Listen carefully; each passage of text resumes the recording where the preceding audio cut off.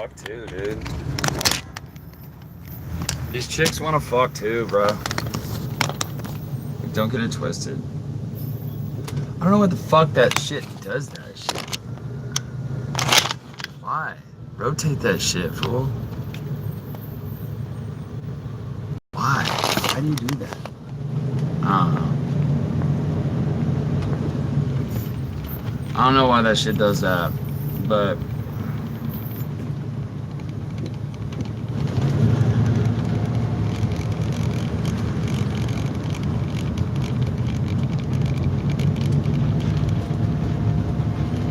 and she does, I rehab, blah, blah, blah, and you get a lot of dirty jokes about that.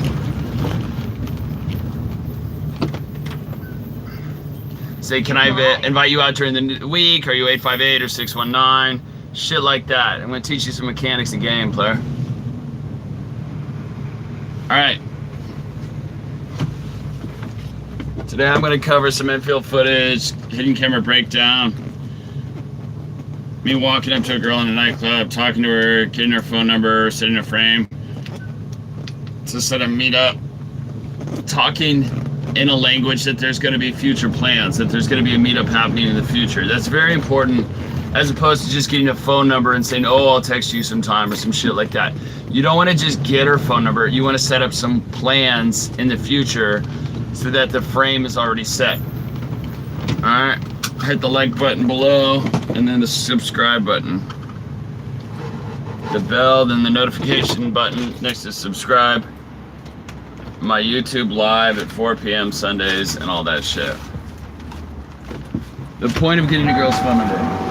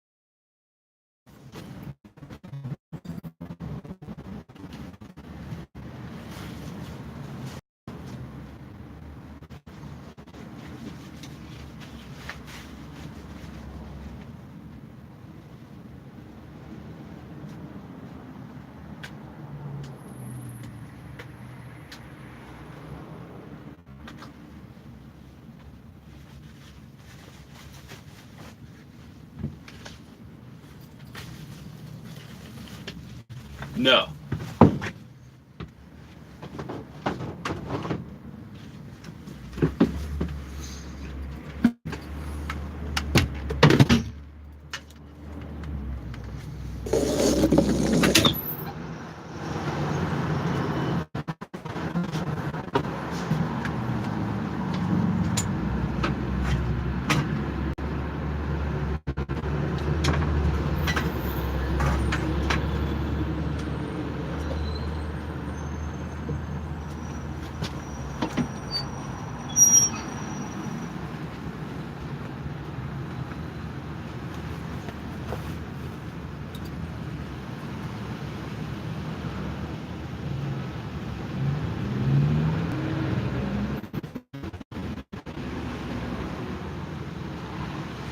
Keep in mind, the point of getting a girl's phone number is to meet them at a later date. It's going to be your typical night game interaction. You can rep a lot, but it's really fucking not. Guys who aren't used to doing a bunch of quicker sets, quicker interactions, guys who aren't doing any volume. But it's actually...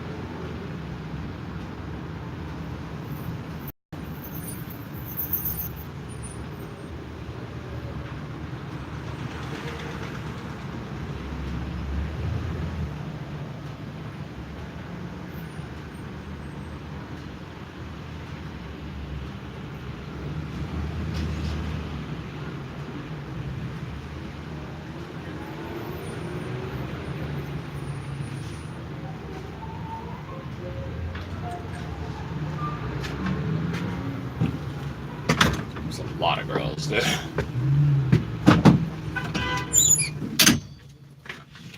Alright, I open up with my stick. Hi, can I meet you really quick? That's the opener that I use in every interaction. Then I just go into some observational shit. You got a lot of freckles. Are you Irish?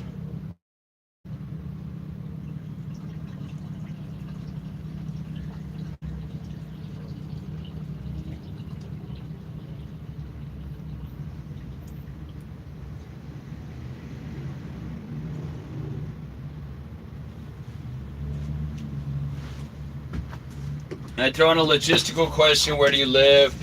Do you live downtown? When take her home tonight? How far away is she living? Is she driving from out of town? Is she visiting from another city? It's important to ask those logistical questions in each interactions.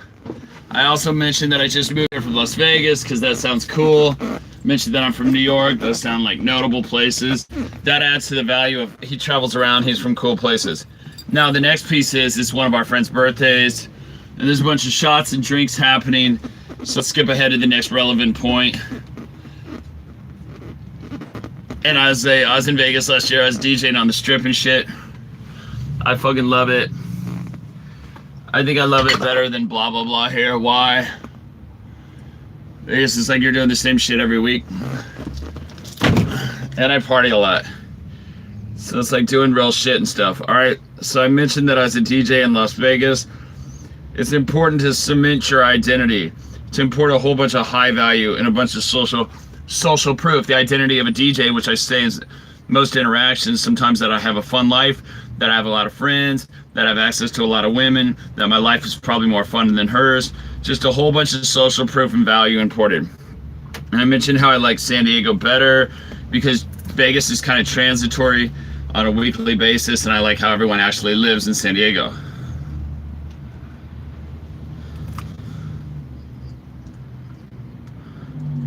We throw a lot of events and parties downtown. She goes, can I go out with you? And I go, yeah.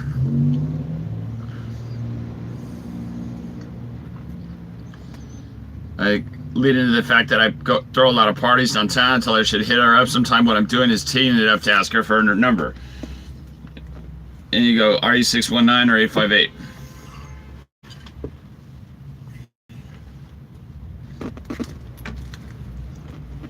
So, as I take my phone out, I say, are you 619 or 858? And some other phone number videos, which I can link up in the corner. Out here, 75 phone numbers in 2 hours. In 2 hours, you can see the whole infield cut up that goes over that period in that video. But I explain in that video all the mechanics behind when I go for a number close, I'm going for a decision close. A term borrowed from sales. Two most popular area codes in San Diego are 619-858. Taking out your phone. Say, where's the different area code from? You say Southern California. You say, what's the rest? Then you put that in. Now just build more comfort in the interaction. Ask her what she does for a living and all that.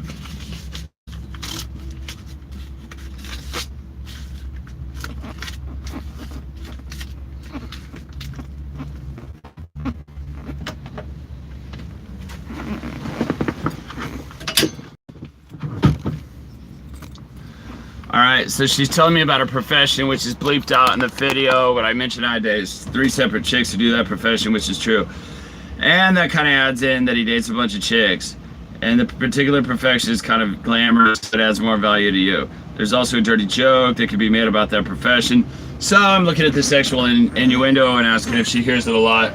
So now I'm taking things out of the platonic frame and making them more sexual. Alright, and being more than friends. And having more than just platonic conversation. Alright, so let's continue.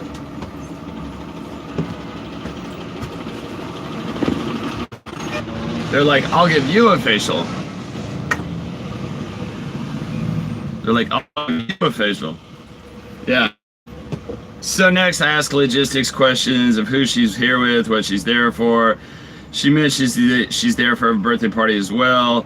And that means that it's probably going to be difficult to take her home that night because a birthday party entails she's with a bunch of close friends who are loyal to each other, which translates to a large number of girls trying to cock block. A bachelor party's like twice as bad. Just commit to meeting that girl at a later date. We live like 4 blocks. We live on Island and Park. So now I'm mentioning again that I live 4 blocks away. It's very close. I'm going to set up the date. It's going to be my house. You want to set up your dates near a block of your house.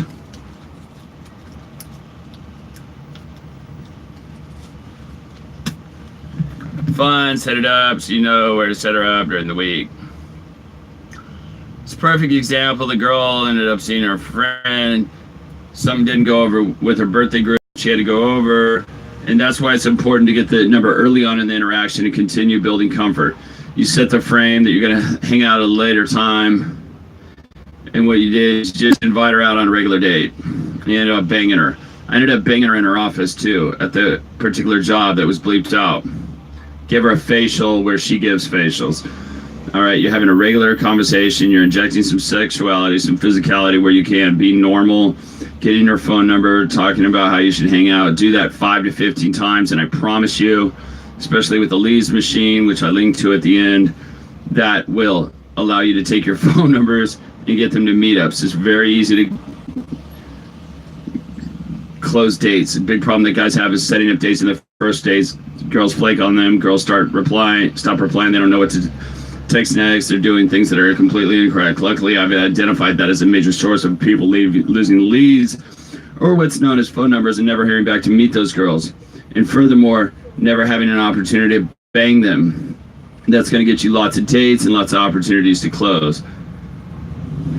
Damn, there's a lot of stupid fucking people on Instagram who have no fucking real shit.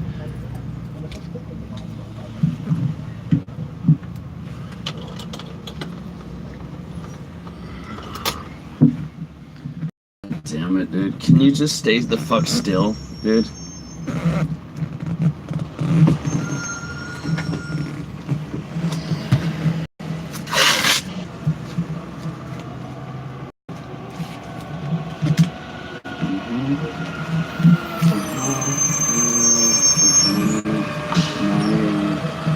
Wow, dude. Wow. Wow. Wow. Meredith, Ogana, Nadia. Wow.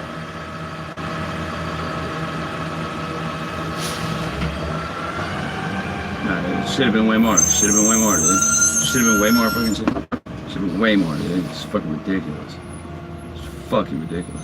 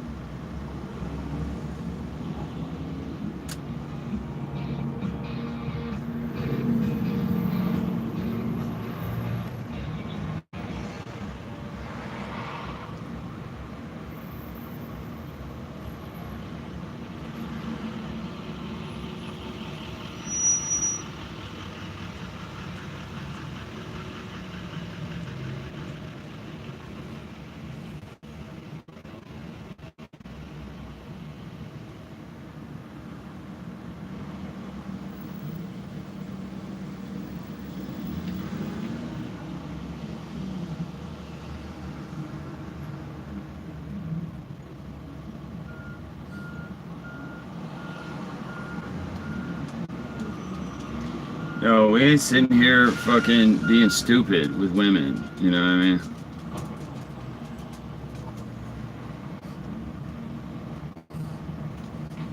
I don't care, bro.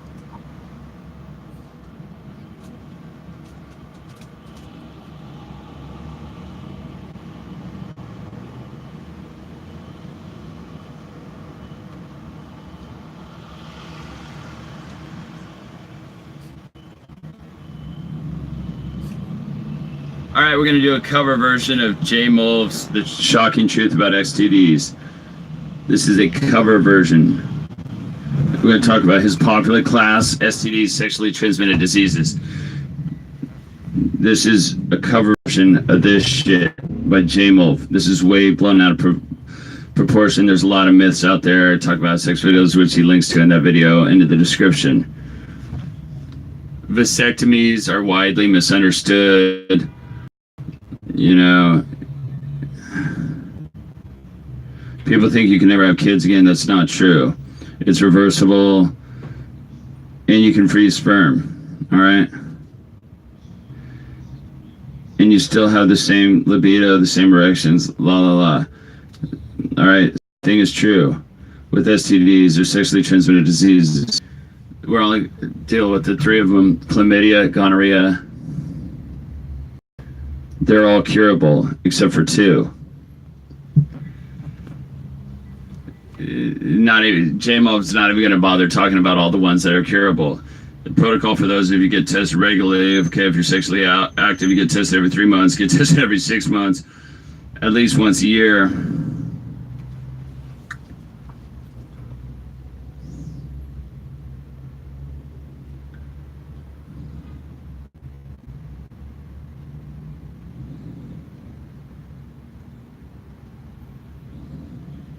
At a minimum, okay.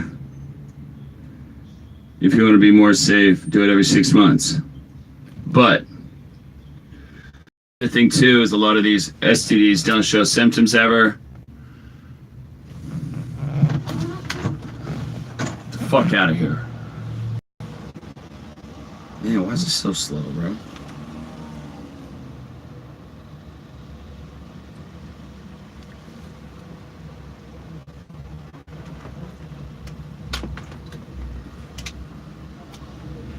So, you would need to be doing regular testing, catch things that are curable, and then you prescribe the cure and then have a cure. Basically, the two that are non-curable are herpes and HIV, which later turns into AIDS.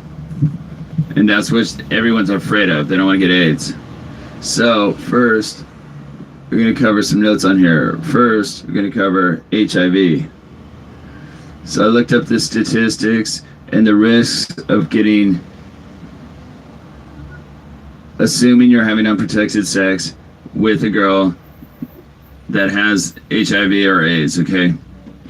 Which is very rare in the first place. If you're having sex with a girl who has it, okay, there's only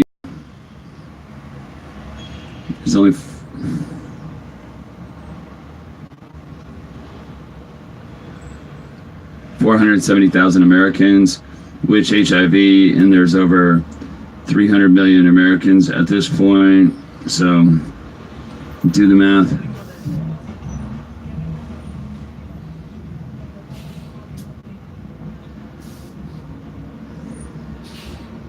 There's 100 million people. It'd be less than 0.5%. God damn, this thing's being slow as fuck. 0.5% are about 3. All right, so that's, you know, you're talking less than about 0.15% are going to have it. So let's say you have unprotected sex with a girl that just happened to get unlucky, and that girl has it.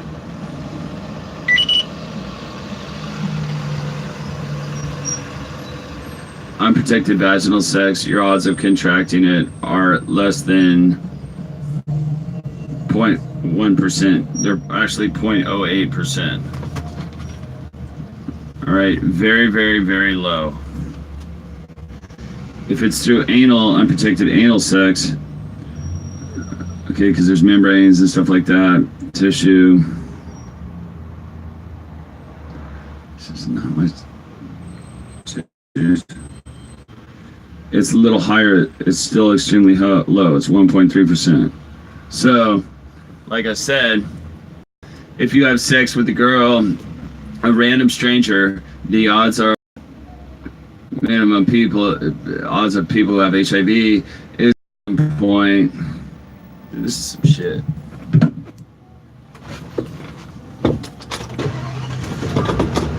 fuck out of here, fly. If you have unprotected vaginal sex with her, the odds of catching it are 0.08%. Alright? Alright, and just as a side note, I knew a guy that did a PhD on HIV and AIDS. He told me, this is 2012. He told me that if anyone were going to HIV and AIDS at this point in time, they're going to live a long and healthy life. I'm not saying you shouldn't give a shit about catching that, or it shouldn't be a big deal to you, obviously.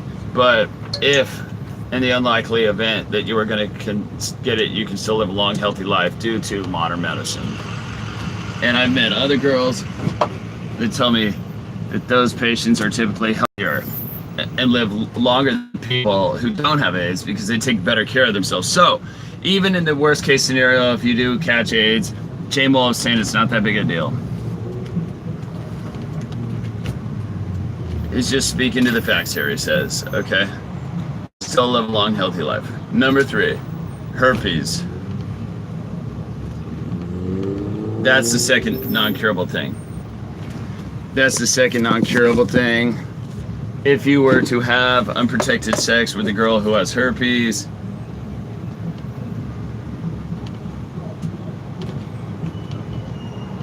man, there's no fucking reception here, man.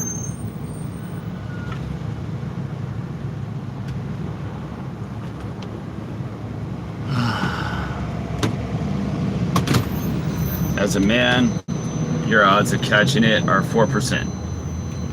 A little bit higher, but still not that big a deal. Now,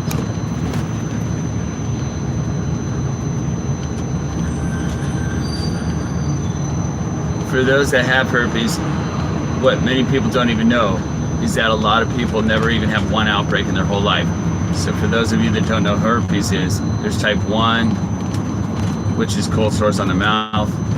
Type 2 is cold sores on the genitals, little blisters that grow in size. And then, yeah, 90% of people don't even know they have it. They don't notice. They never have it. Let's see. So, just to recap, all STDs are curable except for HIV and herpes. I told you, if you need to go to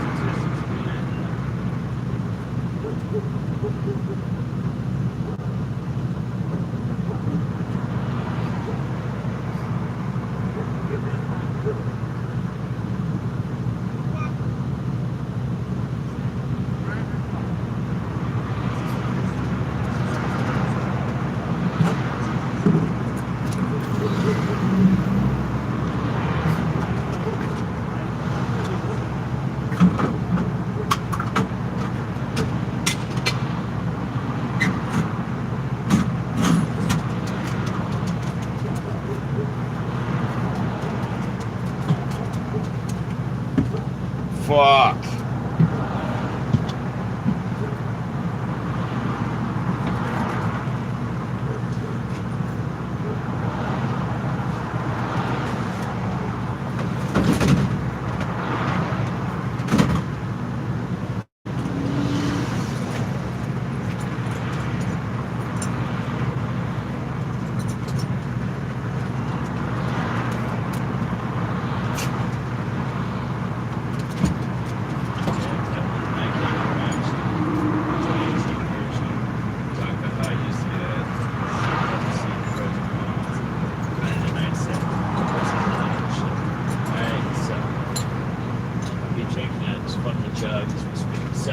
Sunny avocado. That's me have to drink a full one of these every day. Doing well with that.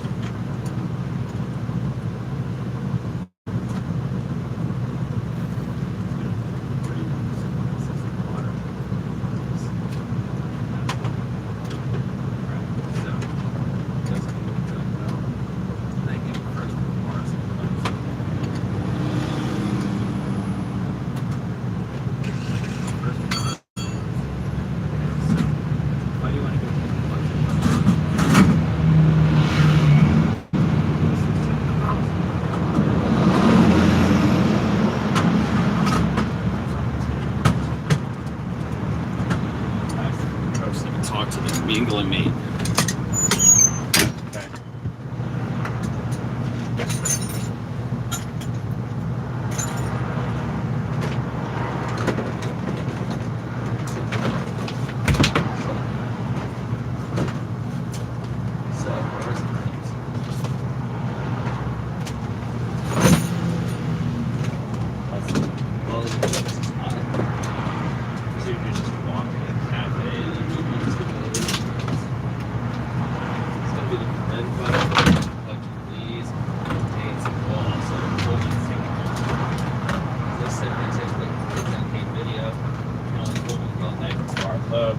Sometimes 2, but a lot of times 0. Especially if your girl skills isn't that high, the key to pulling a lot is to dates. I keep stating this. Alright, so what do you do? The 2014 version of what I did, and this is when I was filming a lot of infield footage. In 2014 I was looking at the 300s, lay count, and what I would typically do in my typical interaction, I'll give you some technical parameters. And my typical interaction was 5 to 20 minutes. All right, so I was typically pulling or moving on in those 5 to 20 minute windows. Okay, so now I'm not going to cover like the extreme detail that I do in my product extended as well, because guys are paying for my product, and that's where all the juicy details are going to be. Then I'm going to give you kind of like the high level overview of what's happening. In the link to your product, if you're interested, is the description in each video. So, talk about an opening video. What do you do when you see a hot girl? As cheesy as it is, I like to follow the old school 3-second rule, because otherwise you're going to come up with excuses about why you shouldn't approach, and maybe she has a boyfriend. You're going to think, what if she doesn't like me? What if she rejects me? Blah, blah, blah. What you're really doing is wasting time. First of all, she could be approached by another guy. She could leave. She could be interrupted. She could be interrupted by friends. She could do shit like start ordering drinks at the bar. Or she could, and this is really fucked up when this happens, she could see you trying to work up the courage to approach her, and that's gonna fucking destroy you too. She's gonna be like, this fucking guy's too much of a fucking pussy to come in. Alright, so let's go on and on about opening in 3 seconds. You just go straight in. The next part is you're not gonna say a bunch of fancy gamey opener shit, which is what most of you are doing. My go-to opener, you can copy it if you want. It's funny, I lived in San Diego for 2 years, and I started having like all these local PUAs and prospective PUA, whatever you want to call, wannabes, also started using this opener. It's a very simple opener, and I've had a lot of guys like hate on it with my comments and stuff like that. They'll be like, oh, there's no way this opener can work. It's been like what I've said 95% of the time when I've opened any chick in the past 4 years. I've said, hi, can I meet you real quick? And they say, what? I think it works because it's low pressure, real quick, and it's like, you're not like barging into space. What?